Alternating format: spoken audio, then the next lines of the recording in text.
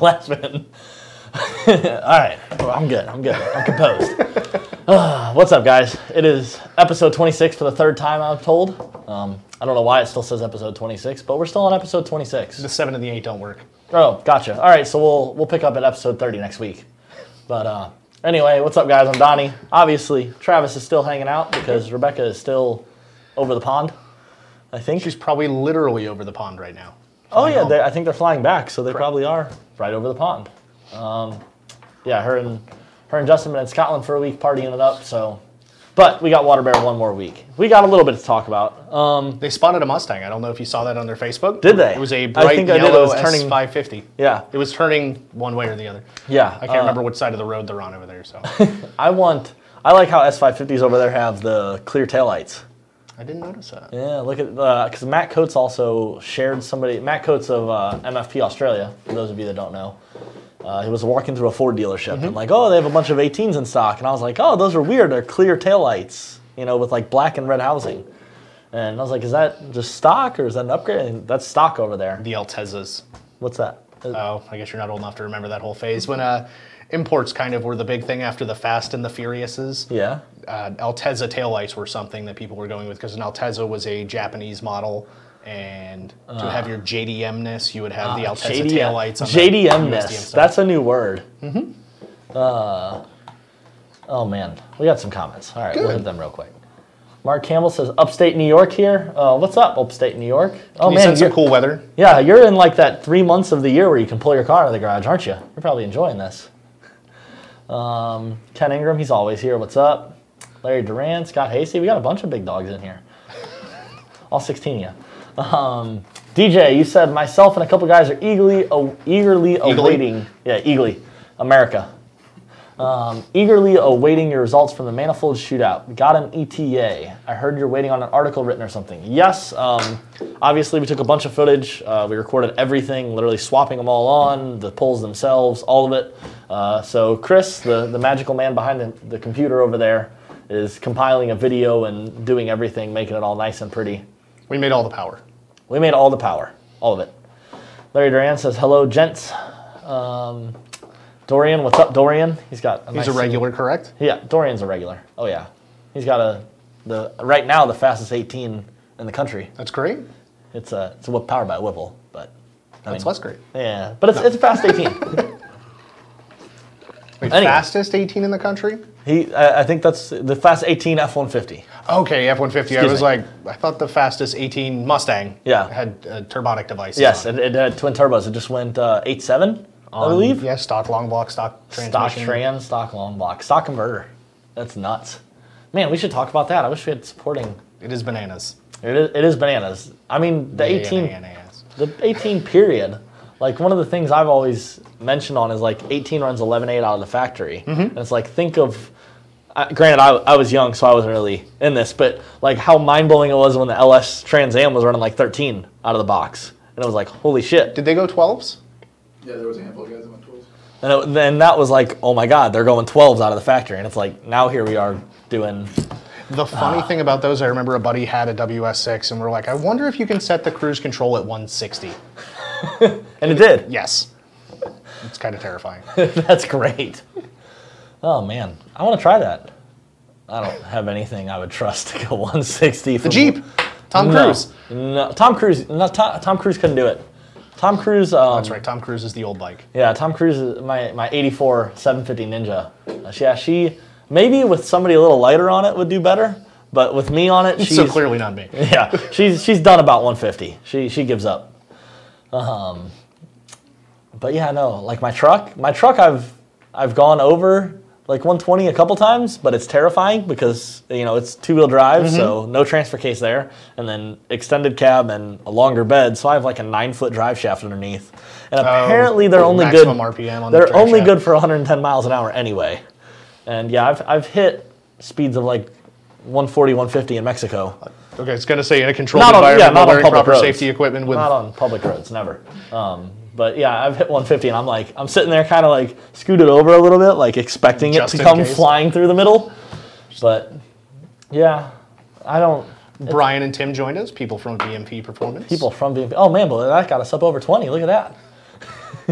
It's over 9,000. All right, what we got? Luke Bonzani says Ford needs to fix the damn MT82 and the 1819s. Ridiculous. What have you heard about those? Nothing. I've heard, so the new MT82 was supposed to have, it's dual clutch, or not dual clutch. Dual mass clutch? Yeah, dual mass clutch. Dual something clutch. Yeah. Dueling clutches. There you go, I like it. I'm good. And it's supposed to have upgraded synchronizers to hopefully fix the jamming them into gear issue we talked about last week. Right. Help a little bit with those guys that are still aggressive on them. But I have heard horror stories that they're... I think Alex just had some twin disc. sort of... Why couldn't I think of twin disc? I didn't think it was a twin disc. I thought it is a twin disc stock on Okay. MT82. I'm pretty sure. I thought that Alex just posted a video, something about having broken a shift fork or something in his MT82 and his 18. Did he? He did live on video. Like while he's banging gears, he broke one? Wow. Yes, sir. It's a will it break scenario. He hasn't had good luck with that car. Yeah, the fuel pump died on it. Yeah, the fuel pump died on it like 300 miles in. All right, wow. All right, we got paragraphs. Upstate New York is here. Guys need to come to New York and tune my 96 Cobra with an 03 Terminator bottom end with a Pro Charger. Going to be installing a set of 60-pound injectors, having a hard time finding someone to tune the SM95. So the 96, if it's still running off of the 96 computer, is an OBD2. It's not the weird year 94, 95 stuff that sucks. Sucks. We can probably point you in the right direction if you can kind of give us an idea as to where you're at. You may have to drive a little bit to get there, but if you reach out to the sales and support staff, we can point you in a direction as far as who we would let tune our vehicles if we couldn't tune them ourselves type deal. Sure. James says 18 Roush tune update, please. You have anything on that? Because I'm a mechanic, so a lot of the stuff when you guys want updates, I'm like, I'm in the shop. It's not done yet. Okay, there you go. Lots of stuff going on, keeping busy. So Ken Ingram says, hi, Carrie. Unfortunately, Ken Carrie is not with us. She had to leave sick, so you can... She's probably watching, though. Wish her better. Yeah, she probably is. There you go. Luke said the aluminum shift forks keep failing. Oh, and Larry Drain said that as well. So there you go. I guess they break shift forks. And Ryan said that. All right. So, yeah, third gear, fourth gear gone. I don't know. You just smash it till it fits, and then... That's the way you shift every transmission, right? That's the way I do it. Yeah. And then it breaks. The clutch is just for, like, getting you rolling. Yeah, you'd use it twice in a pass to leave the line, and then when you pull it out of gear at the end. Yeah. Which, I mean, shoot, you probably don't even need to use it to get out of gear at the end. If you let off the throttle at the right time and pop out of gear, it'll just go. So, yeah, who cares about that? But, all right, we'll talk about a little bit we got, since none of you guys are commenting, a little bit of what we got going on in the shop. Speaking of fast 18 F-150s, I'm doing one right now in the shop. We've got an 18 in, getting the Roush 2650 front feed on it, which I'm in love with the truck because I have an 11 to 14 F-150 that's fairly optioned, but it's not like all the way. And like the things that I'm missing that I really want are power steps. So every time I open the door on this truck, it's making me upset because it has power steps. It's interesting it has power steps. It also looks like it's lowered. It is lowered. So it has did just touch the ground or? No, actually it's like super convenient. They're about like 3 inches off the ground and then 3 inches up. So I mean, I don't need them to get in necessarily, but yeah, no, it's a Lariat. So I don't know how Ford changed the options because it's a Lariat, but it has the dual sunroofs on top. It's got power steps. It has the step in the tailgate with the handle. I didn't know. I guess in 18 now, all of them get the shock assist on the tailgate. Yeah. Okay. Because I added it to my truck. Now I thought it would be some kind of fancy thing that was like in the hinge mounting points. Tim told me it's literally if you pull the taillight out, you can see the strut back behind the taillight. It's just it has a strut like the bolt-on kits you can buy for a truck like mine or whatnot. Not as sneaky as you thought. Yeah, not as sneaky and classy as I thought. Careful. I have less legroom than I thought. Wild animals down there. Yeah, Alex broke his on his 2018. Larry said, who commented as VMP? One of you guys does not know when you're logged out. I've done that. It's okay. Larry said he's waiting for his MT82 to blow up. Well, I mean, at least you don't have the 1819 one. Well, and when I was talking with Larry to help get him scheduled originally, he had said, you know, let's do this round of modifications this time, and then next year we'll worry about putting an auto in it. Oh, okay. So it'll likely be coming back next year for an auto of some sorts. Which, for those of you that don't know, we've talked about Larry Duran's car before. It was a 13 or 14? 13 or 14 California Special, and he literally just dropped off truck and trailer and was like, I want all of it. Yep. Let's just do it all. Or yeah, you know the full build because you helped put it together. Absolutely. Squared them away with camshafts from L&M long block, L&M short block, Mantic clutch, all this and that, everything we can. VMP Gen 3 supercharger on it, E85 tuning. The cool part was how much it picked up going from the Twin 67 to the 160 on the same fuel and effectively the same tune.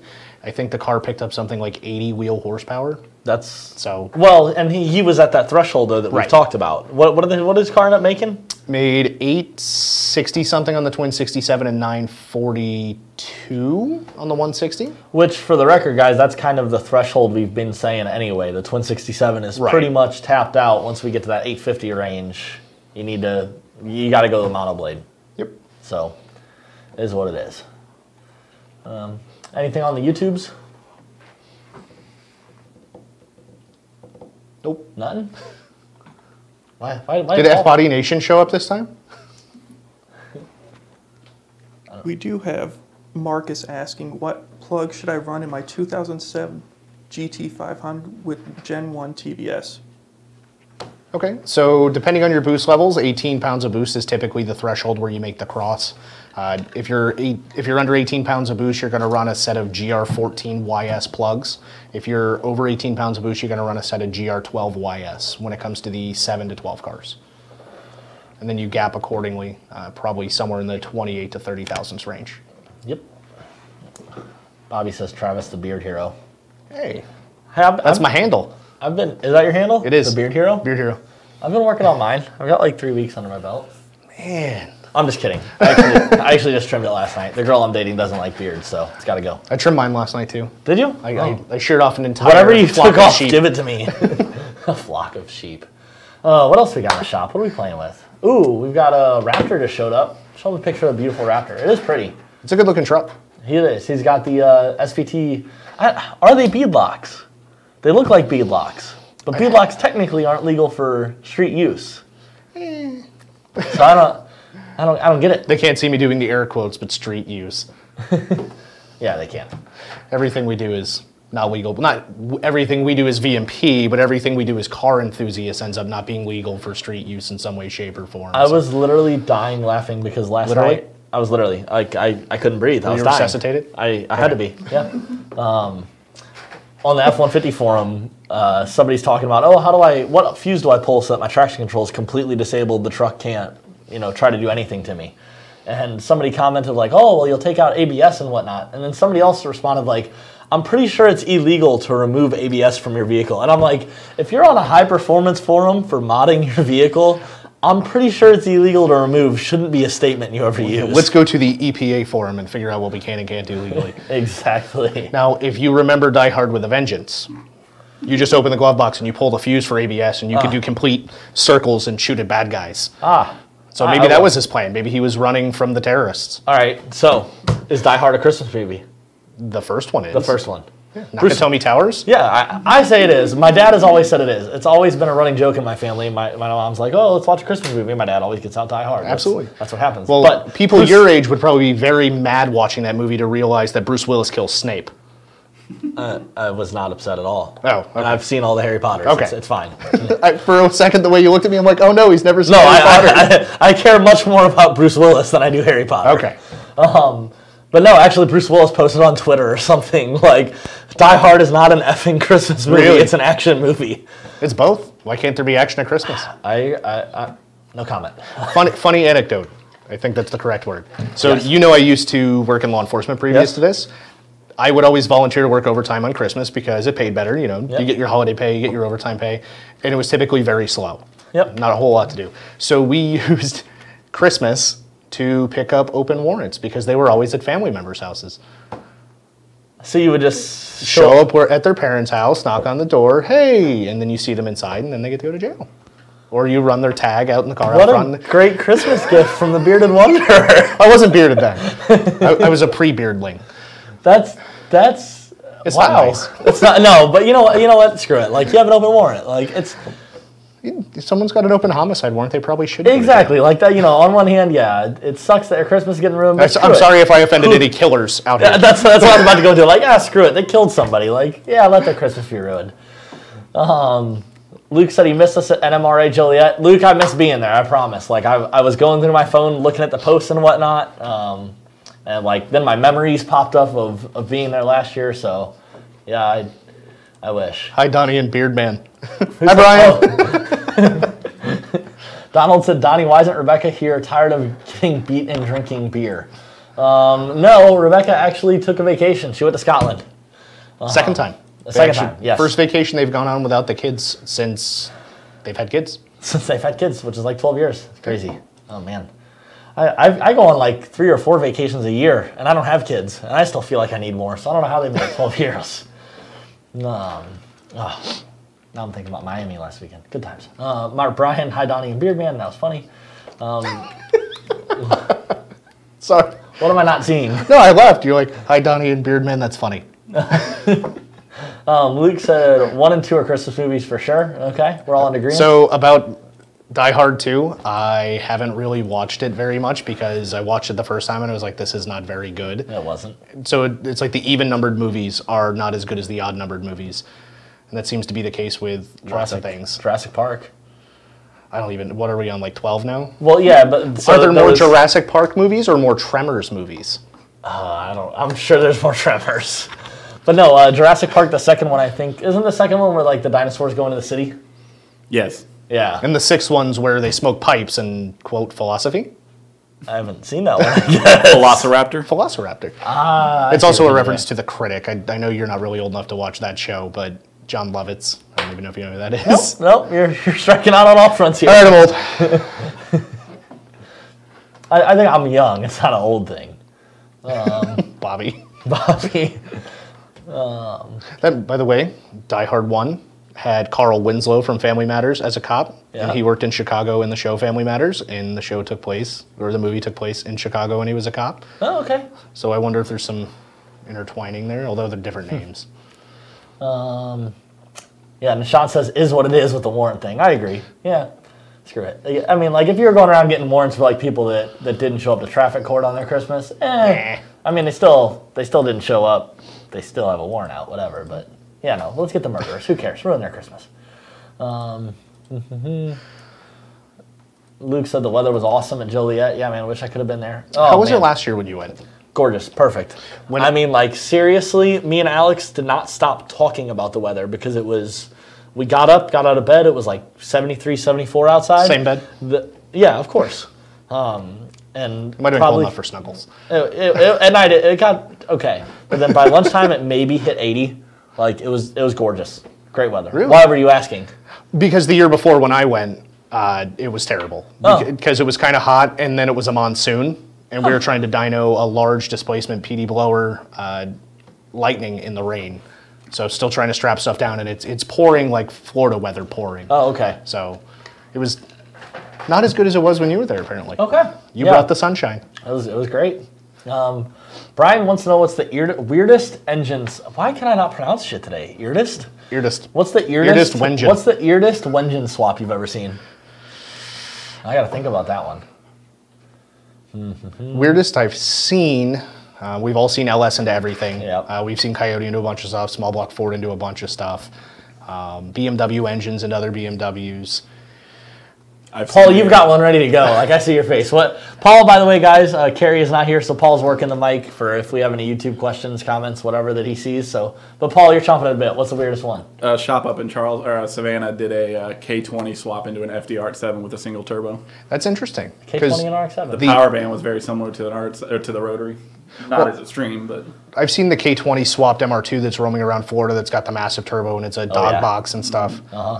I'd say a rotary Miata is probably one of the weirder ones I've seen, just because the difficulty of it, because of the way everything sits, is just not ideal. Yeah. I, for a long time, through Kennedy Engineered Products, don't know if you're aware of them. Nope. They make clutch discs and stuff, and a lot of other companies buy through them directly. Gotcha. And rebrand it. But Kennedy makes adapter plates to put just about any engine around onto the transaxle setup in a Volkswagen Beetle or a Porsche 914. Okay, I actually have heard them. So I wanted to do a 12A or a 13B swap into a Beetle. That'd be cool.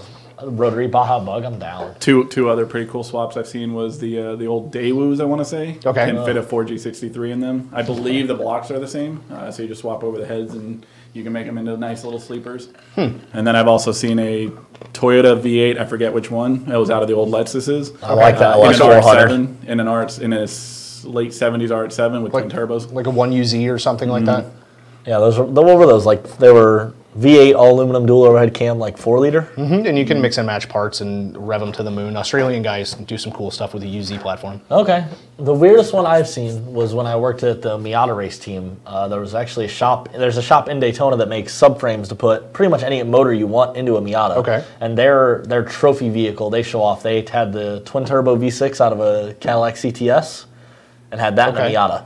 Really? Because it's all aluminum, so really the weight, it only added like 85 pounds to the car doing that motor swap, but with a tune and better turbos and whatnot, the car made like 530 wheel in a Miata that still weighed stock weight. I think it weighed like right at 2,400 pounds. That's interesting. With 530 wheel. I have a couple of buddies who have original Mini Coopers or original Minis, and one of them is looking at doing some ludicrous modern 4-cylinder forced induction all-wheel drive platform. That'd be cool. And they're the same pair of buddies who put the Camry V6s into the last body style MRS. Okay. So when they became the MRS instead of the MR2 Spider. Yeah. So I thought those were pretty interesting too. Those Camry V6s are stout. They handle a boost. Luke, Merry Christmas, it's Santa. No, it's the police. Run. He says he's got a BMW around him that has a 302 pushrod engine in it. There's one of those in Daytona, or at least there was for a while. It was like a 318 on the E36 chassis with a 302 in it. I've seen that, but that reminded me of my real weirdest engine swap I've seen. There was a guy in Daytona that had a 4-door Galaxy with a 12-valve Cummins in it with a hood stack. And he beat the ever-living crap out of it. That's pretty cool. I saw it at Bel Air Plaza doing donuts, and then I went over to Steak and Shake after Bel Air Plaza, and he was doing donuts there. Like Grand National swapped Suzuki Sidekicks. Have you seen those? No, never. There's one roaming around Central Florida. That'd be cool. Why though? Why rip it out of the Grand? That starts getting into like tugging on my heartstrings of the '93 Cobra R getting Coyote swapped. Yeah, I have a buddy doing that, by the way. What is he doing? He picked up a '93 Cobra R that had been smacked in the front end. He's doing all the body work himself. He's a body guy, and he was asking me, "Hey man, what do I need so I can Coyote swap this?" And I implored him not to, but he's like, "Why? I'll just put it all back when I sell it." I've got a buddy finishing up. I've gone over this so many times, like I can't even. A buddy of mine is finishing up a turbo diesel Mercedes motor in a 2002 Dodge Ram. That's interesting. I've seen people put those in Unimogs, but never in a Dodge pickup. I've seen people steal Unimog axles and put them under everything else. Well, portal axles, come on. They're great. Unstoppable! It's true. What? Kelsey Wade says, Donnie, teach me your burnout ways, pretty please. You just put the two non-driving pedals down to the floor at the exact same time. And try not to blow up the converter.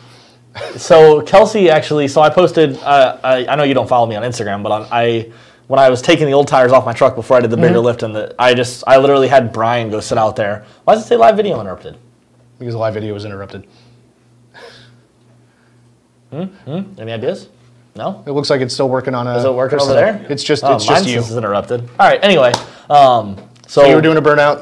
Yeah, I had Brian film it, and literally I did second gear, which second gear in my truck with 35s and 331 It's a lot of labor on the truck. It's like 90 miles an hour. And yeah, I just sat there and like burned it till it was a slick. And then Kelsey's commenting, and he's like, Donnie, what the hell? My truck won't do a burnout. I'm like, you have a supercharged Roush. Spray water on it. My NA F-150 can do it. With 331s and 35s, your truck should do it.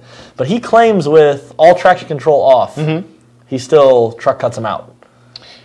He needs to press and hold the traction control button to with make sure advanced track off. Really? He says with advanced track off, the truck will spit and sputter and doesn't want to do a burnout. That's interesting. I know Joe's car will... Joe's truck will absolutely light the tires up at 40 miles an hour. So it's weird that... I'm sure. So I was thinking, I can bring my 87 F-150 in. Yep. And we can hook it up to your Jeep. Okay. And we can do a tug of war. I feel like you're going to win. Why? Well, I mean, I hope so, but... because of weight. It's just a straight 6. Is that four-wheel drive or two-wheel drive? It's a four-wheel drive. It's a three-wheel drive because it doesn't have a locker in the back. Okay. It'll open up in the front, so just squirm and try and figure it out. Well, the Jeep's missing a rear drive shaft right now. So technically I'm front-wheel drive. You were outside when I pulled the curb out of the ground, right? And drug it across the Yes, I was. In fact, I was out there struggling with the curb, and you were like, "Oh, you want me to go get the truck?" So yeah, put it in granny and put it in floor low and drag the building.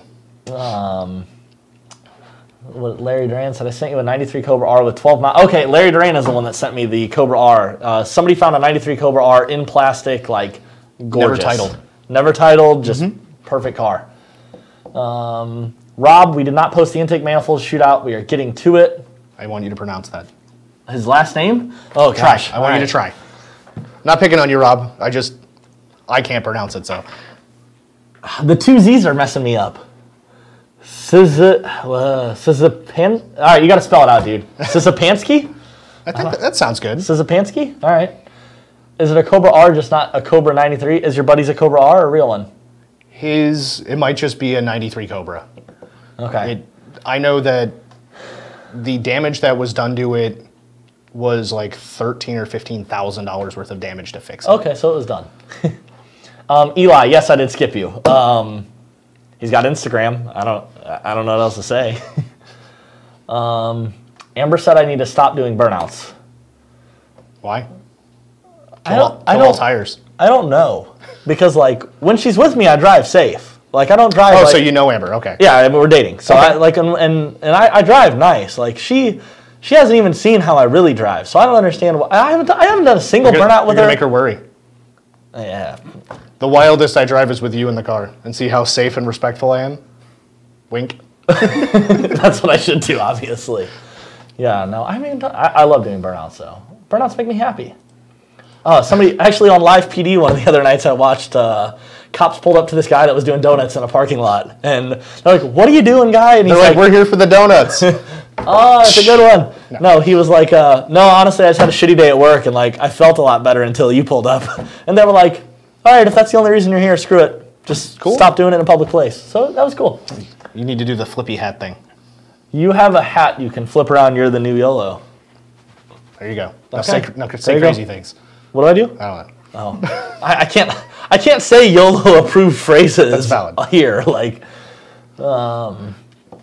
hey, Joe's here.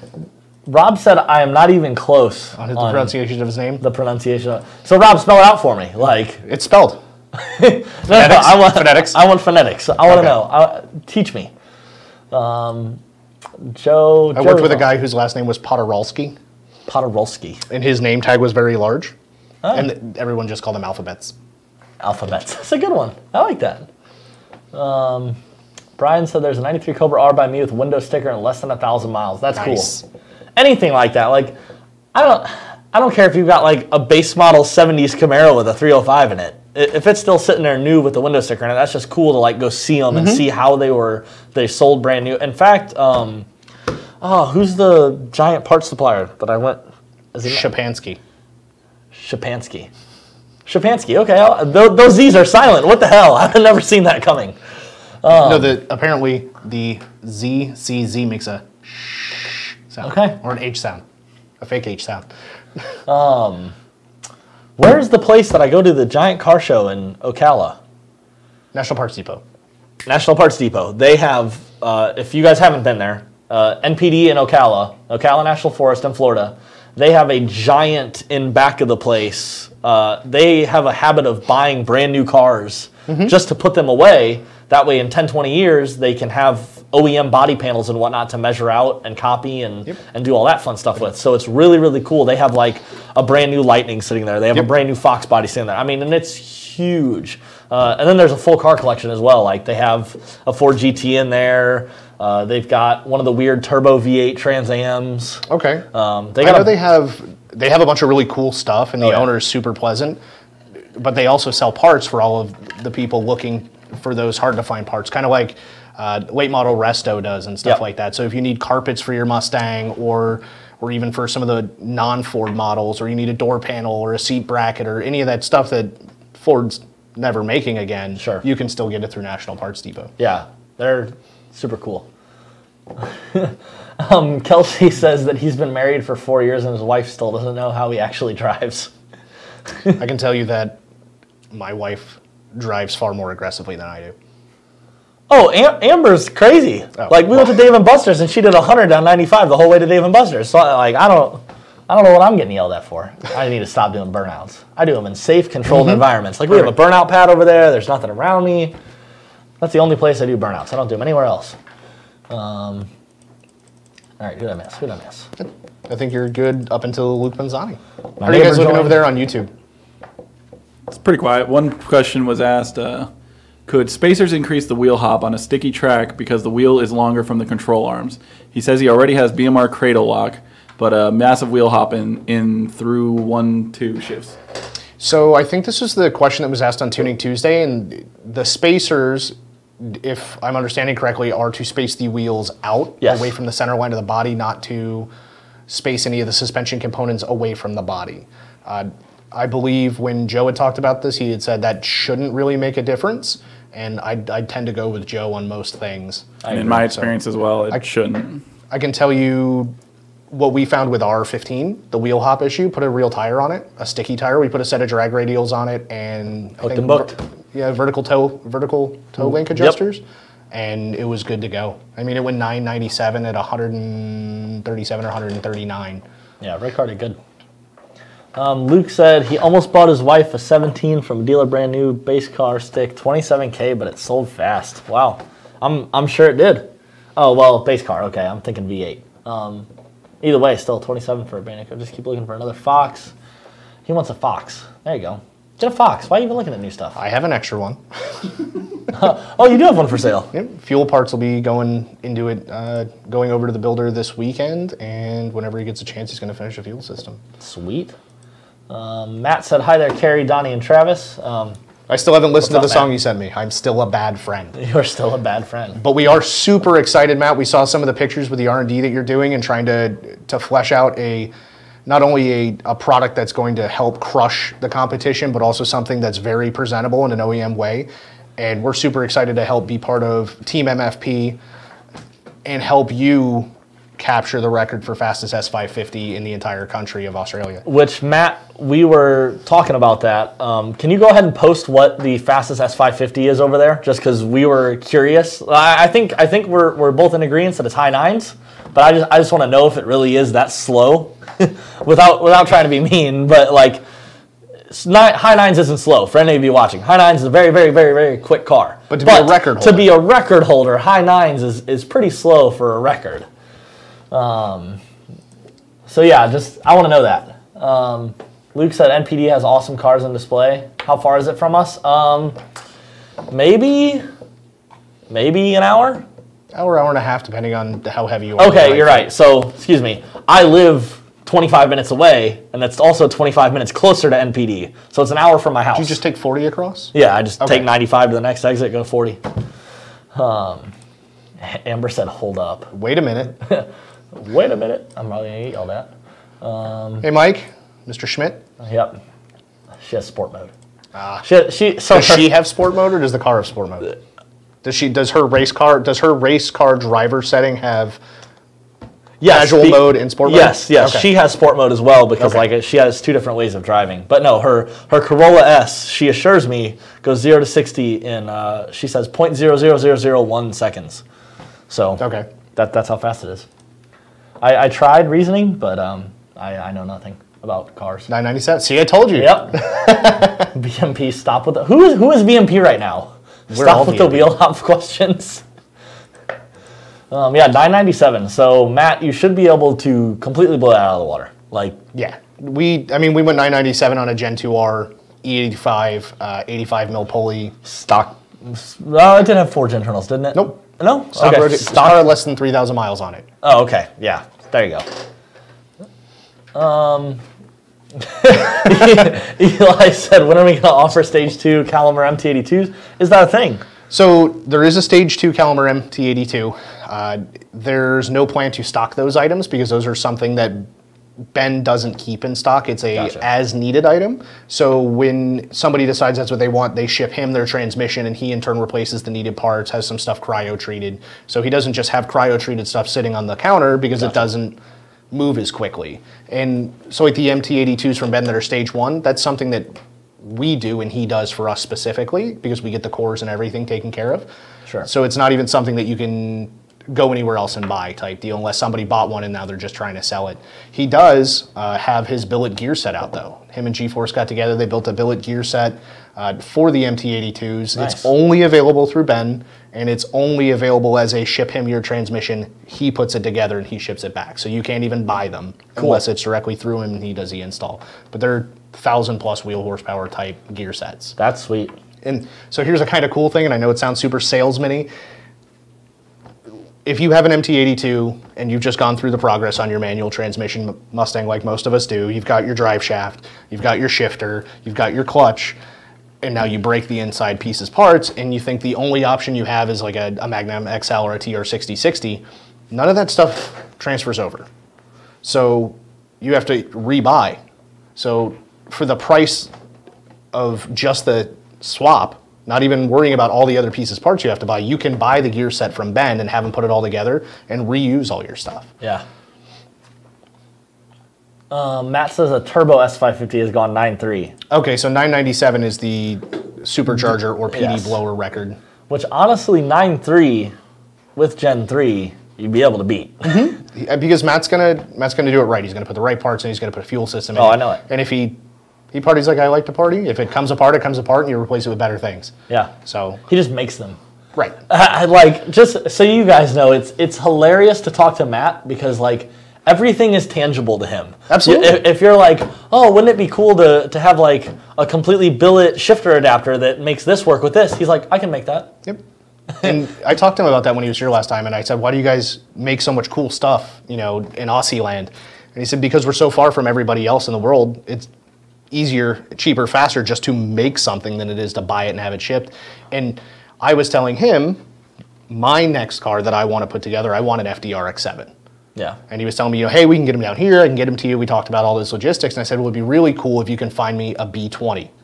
So what's a B20? A 20B. So it's the engine that came in the Cosmos. It's a 3-rotor. Okay. And he's like, why do you need to find one? I'll just make you billet housings. He's like, that's easy. And I was like, well, I need an eccentric shaft too. He's like, that's easy. I can make that. Hey, I'm telling you, like, seriously, you can tell this guy anything. Like, oh yeah, I can make that, and he just, it's nothing to him. It's crazy. So Kevin's question, do we know anyone that can build a T3650? Yep. Call Ben Calimer. Reach out to sales and support if you can't find his information easily. He is on Facebook. Yep, his Should phone just be number's on there. Calimer Transmission, Calimer. If you can't find it, reach out to one of us, and we will get you his phone number that's on his business card. Yeah, his phone number should be on his Facebook page if you can find it. I know because I had to call him, and that's how I got his phone number. Dale, pulleys for the 18 Roush blower. Not yet. Not yet. Soon, hopefully. Okay. They are completely different as far as depth and rib orientation and bolt pattern and everything, so it'll take a little bit more design work than just taking existing stuff and saying, let's shift this. Gotcha. All right, what else we got in our little queue over there? We can do meme of the week. So Paul, that's actually on the audio over there smiling with a big old shit-eating grin right now because he made it. Made these. He's a giggler. He's a giggler. I took Chucky out, as you guys know. And when I took Chucky out, the first race I had before it started raining was against a demon. And he absolutely blew my doors off. And Paul took absolutely no time making memes. Taking the screenshot of the car having like 3 bus lengths on me and making memes. So Paul's full-time job is actually meme generator. Oh, is it? Yeah, the whole internet is based around what Paul does in his free time. Gotcha. Okay. So now, well, you work at a performance company. You haven't done a lot of drag racing in the past, correct? At the track. At the track, I've had 2 cars that I've taken to the track. Okay. Like religiously, I'd say. My first drag car was an 03 Dodge Stratus RT that I picked up for $500. One of my good friends bought it. His grandma gave it to him as a graduation gift. And as you know, they're Mitsubishi Eclipse Spiders, V6s, 3.0 dual overhead cam. But anyway, grandma gave it to him. It was sitting a long time. He had some kind of bad ground on the PCM. Took 2 weeks to find that issue, and then the starter went out. And he was like, screw it. I don't even want the thing. I don't care. So sold it to me for $500. I put a starter in it, and then I put, on that 200 horsepower car, I put a 100-shot wet kit on it. I think that's fair. That's 50%. It was 50%. It blew up 3 transmissions. The best ever ran was like a high 14. While blowing up, it literally like the the torque steer was so bad it ripped apart axle shafts. Like can't even tell you how often it ripped apart axle shafts. I probably went through 10. Luckily, I had a friend that worked for O'Reilly, so you just swap them out. And then So this is another meme that Paul made, where Donnie's getting the Gap. Yeah. Favorite restaurant, Gapplebee's. That's a good one. That's a good one, though. I can't say. Oh, and there's a train. God damn it, that's good. Just feeling better. Every single one of us has been in that situation before. Oh, yeah. I knew pulling up to the line, I was like, you're in a demon. This is going to suck. But no, and then my Mark 8 that I sold right before I started working here, it was a 98 Mark 8, which, as you know, those are already 4-valve, 4.6, but mine had a bottom end out of a 97 Cobra that was forged, 150 plate kit. There was a little bit of puddling. The intake did go off the car at one point. Don't worry about that little guy. Yeah, helicoiled, it went right back on. It was fine. JB Weld. Yep. And that 98 Mark 8 had 410s in it, had mid-leg headers, because that's all you can actually fit in those cars. Really? Yeah, you can't fit long tubes or shorties. You have to buy 3/4 headers. That's weird. That's all they make. 3/4 race cam? What? No. No cams. I wish I could have put cams in it. Yeah, I had the 96 through 98 Cobra intake manifold on it. It was a fun car. And with the gears, it ran high 13s. But So you'll go faster in Chucky I will. as Yeah. time progresses. Well, especially. yeah, and my uncle was super big. Is super big into drag racing. I've driven his '68 Camaro, and that's a low 11 second car, which still Chucky should beat. Yeah. Don't see why not. Yeah, Chucky. Hypothetically, my game plan with Chucky moving forward. The end all, we'd like to be like it's supercharged, fully built for the half mile in October. Granted, we've had like a month and a half, 2-month delay with Chucky because it has rained nonstop. Yeah, and October's 2 months away. Yeah, so I don't know how feasible that is anymore, but the plan is with Chucky is just keep building, go to the track, build it, go to the track, build it, go to the track, and I want to spray the ever-living crap out of it to get it in like low 10s. Maybe. I think we can. Put a plate kit on it. And Well, FTI was just here on Tuesday, and they were saying they can help us out with a converter. Oh, so nice. With it'd Chucky? Yep. They're talking about Chucky? They're talking about Chucky. Sweet. Man, Queet. I literally cannot pronounce. I was about to say cool and sweet, and it became Queet. Queet. That's my new word. That's Queet. I like it. That's my new word. You heard? Cool whip. Brian. Mike Kelly says Calimer doesn't reply to Facebook. Well, he has his phone number on So, there. correct. So, Ben, when I talked to Ben, he said the best way to get a hold of him is going to be his phone number, whether it's a text message or a phone call.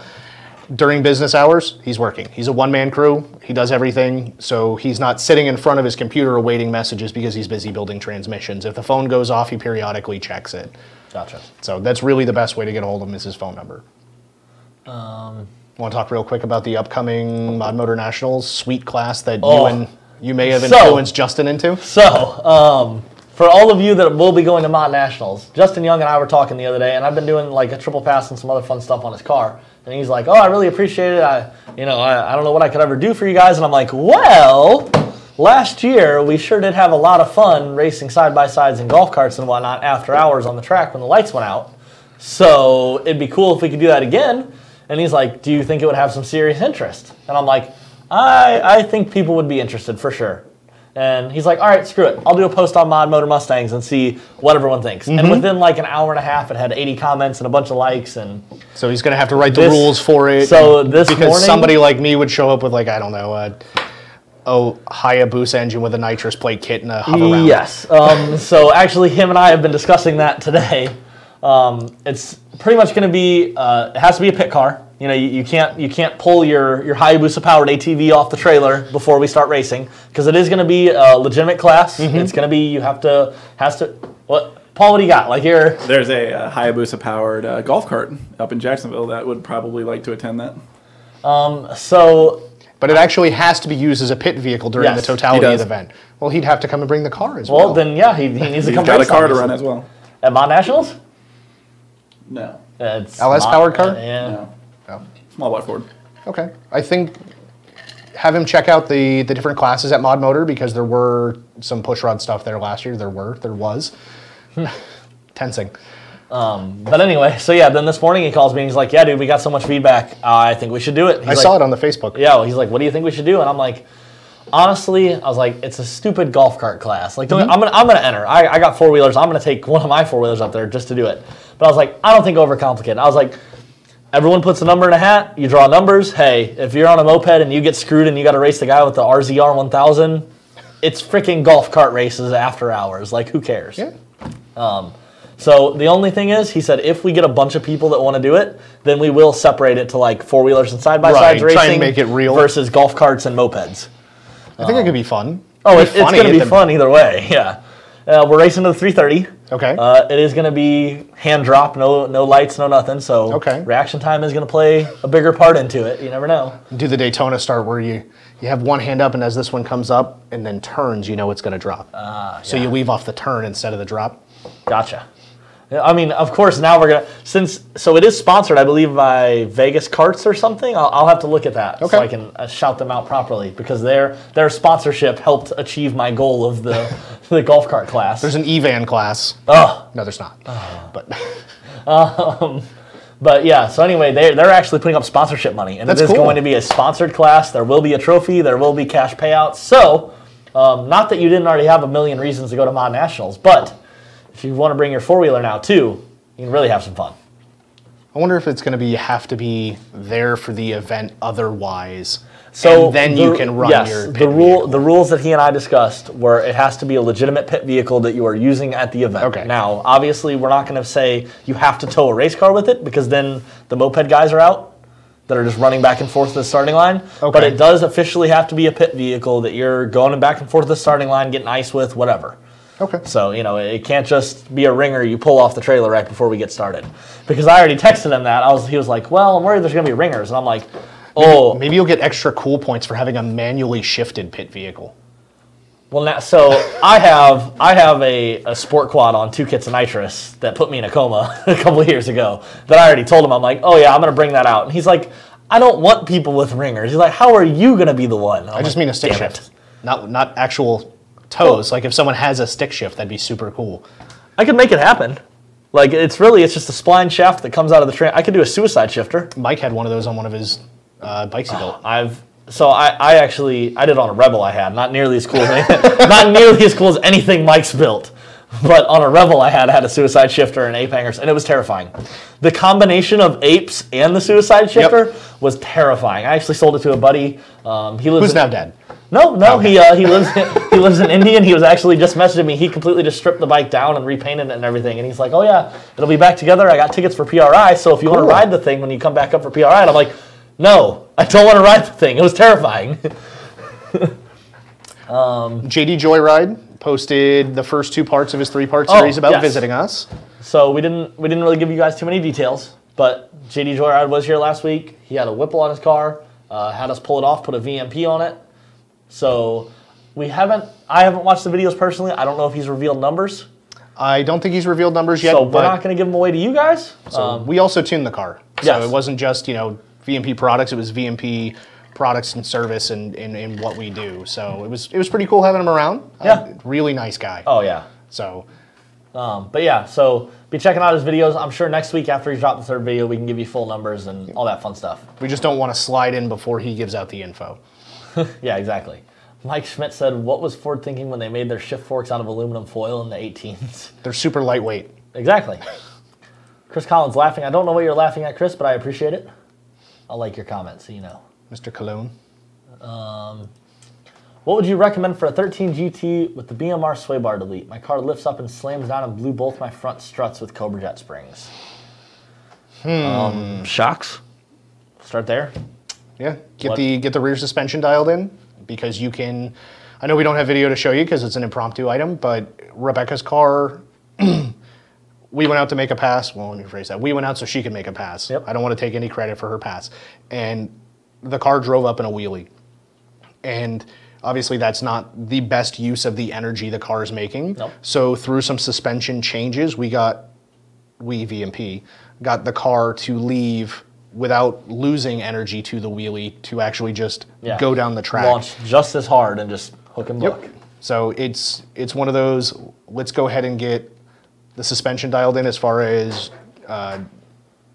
rebound, and then I forgot the other adjustment. Compression? Compression. I knew it. It just left my head. It's okay. I couldn't think of the words twin disc earlier. So. Yep. And sometimes, I don't know in this particular situation, but sometimes the amount of energy that's stored in the front springs can be adjusted based on what you're doing as a totality of items. Definitely. Oh, yeah, I mean, your compression and rebound on the front can make a difference. Absolutely. Granted, you have... Well, and since they're blown, we should get you some real stuff in there. Yeah. He's got a manual with 800 wheel horsepower. The front bucks up and down on shifts. Well, I mean, you're always going to have the bucking up and down on shifts with high horsepower stick shift car. Anytime you come off the power, it's going to dip. Exactly, and then you're off the power. You're dumping the clutch. Yeah, exactly. Yeah, I mean, I don't know how to fix that, but definitely compression rebound settings all 4 corners. Yep. That can fix wheelies. And for what it's worth, we work very closely with AFCO. So if you need to pick up something, you can pick up what's available on the market, or if you want to go a little bit further and spend the extra money to know you have a shock that's got you covered for a long time, we're happy to help you out with AFCO and get you in the right set of struts. I just picked up a set for the Fox body, the yellow car. It's going to have the AFCO rears with a UPR coilover set up in the stock shock mount location. All the things. Yeah, all the suspension. Well, I mean, granted, hypothetically, that car one day will make... Well, some kind of off the hit, the car should make like 600 wheel, right? No. You're going to spray it with as much as you possibly can, right? We're going to see where that goes. NA, the idea was let's get it to go as fast as we can short time and see where it goes from there. Okay.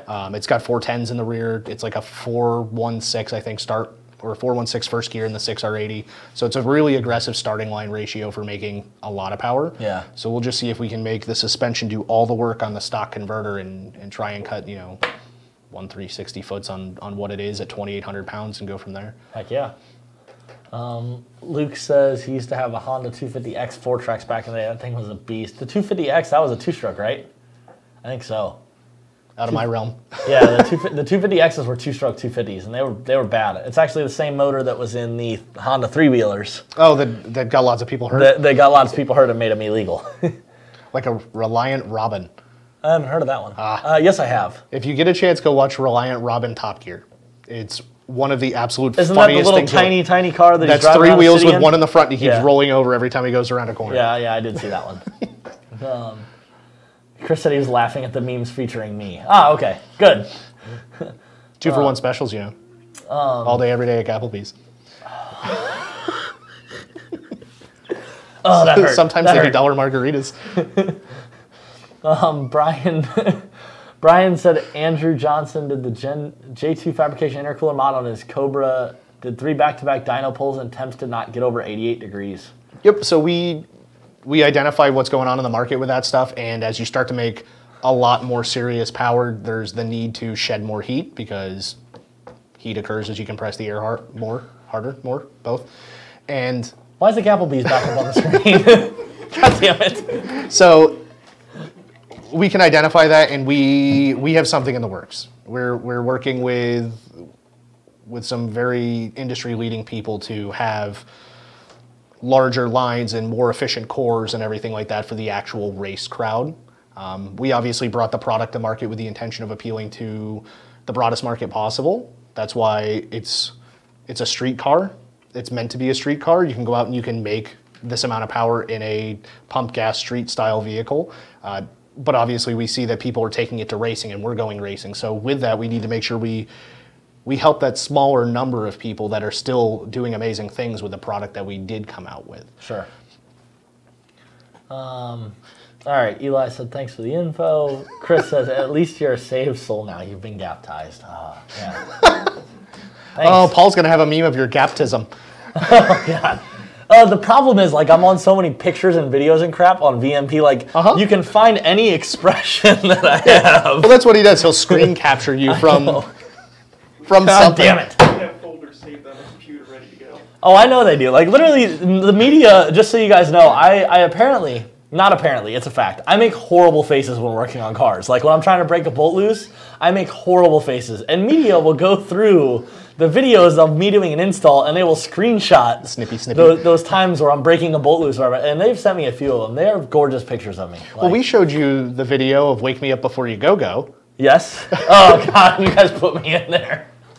I missed a flight, and they took the Wake Me Up Before You Go. And put his head on the music video as they're dancing. So, Paul's laughing is killing me. had we known this was coming, we could have played it, but Yeah, no, it's okay. I'm glad we didn't know it was coming. Kevin says, has anyone put an intercooler on an NA car? If so, who makes a kit? What?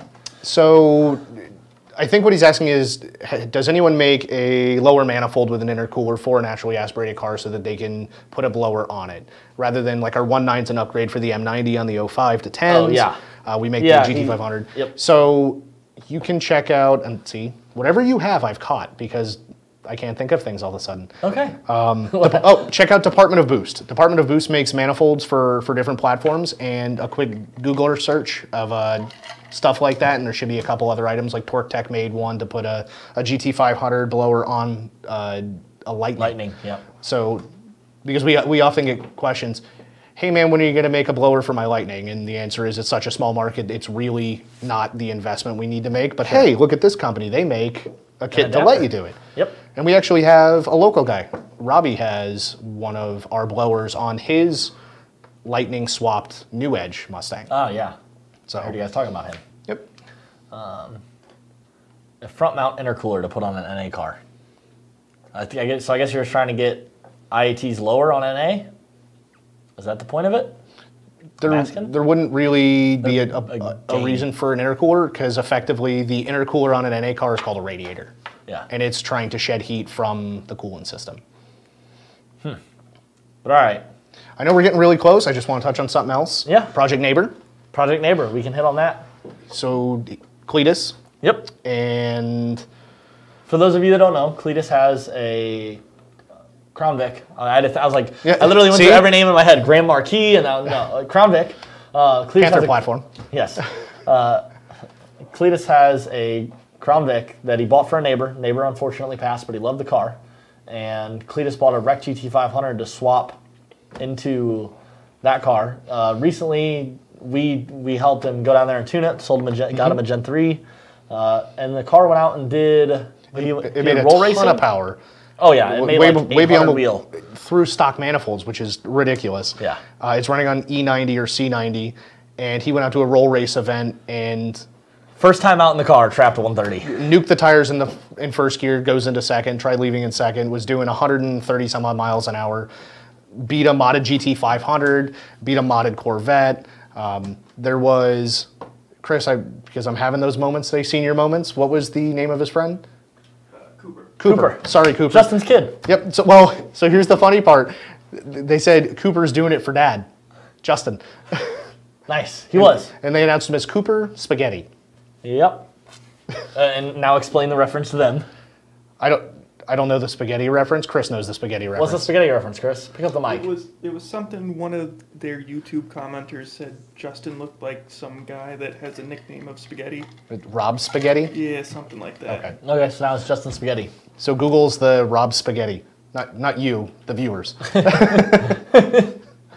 So, and then I see Kevin wrote air-to-air intercooler. The only thing I can think of is the air is pulled in through a filter, goes through an air-to-air intercooler, then goes into the engine.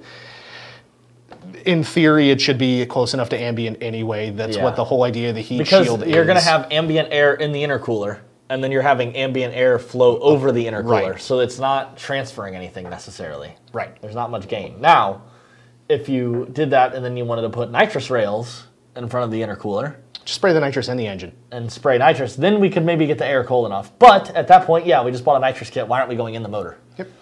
So Anything else on the YouTubes? Somebody asked him when we're going to make a blower for the Windsor.